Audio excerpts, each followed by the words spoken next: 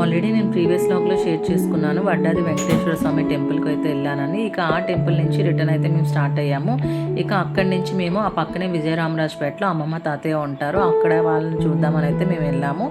అసలు విషయం ఏంటంటే మా అమ్మమ్మ గారు అయితే చనిపోయి 2 మంత్స్ అవుతుంది.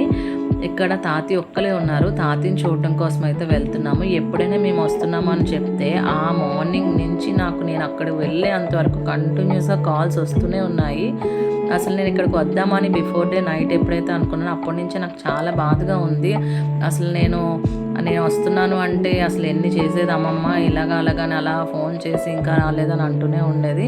బట్ నాకైతే నేను వచ్చినంత వరకు వన్ టైం తాతయ్య కాల్ చేశాను కానీ నాకైతే ఇంకా కాల్ రాలేదు. అది కూడా తాతయ్య కూడా చూసారా ఇంకా నేను వెళ్ళేసరికి ఎంత బాధపడుతున్నారంటే చాలా ఏడ్చారు. ఎప్పుడైనా మేము వస్తున్నాము అంటే వెనక సైడ్ మా కార్ చూసి వెంటనే ముందుకొచ్చి ఎదురు చూస్తూ ఉండేది. ఇప్పుడు బట్ మేము లోపలికెళ్తే నా దగ్గర బ్యాగ్ తీసుకోవడానికి కూడా అక్కడ నాకు అమ్మమ్మ లేరు. తాతయ్య అయితే అమ్మమ్మ లేరు అని బాధ అయితే ఇప్పటికీ అయితే కోలుకోలేదు.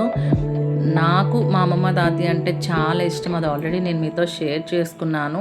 వాళ్ళకి నాకున్న బాండింగ్ అయితే చాలా ఎక్కువ. ఇలా ఈరోజు మా అమ్మమ్మ లేకుండా నేను అక్కడికి వెళ్తాను, అక్కడ ఉండాల్సి వస్తది అని అయితే నేను అసలు ఎప్పుడూ ఎక్స్‌పెక్ట్ చేయలేదు.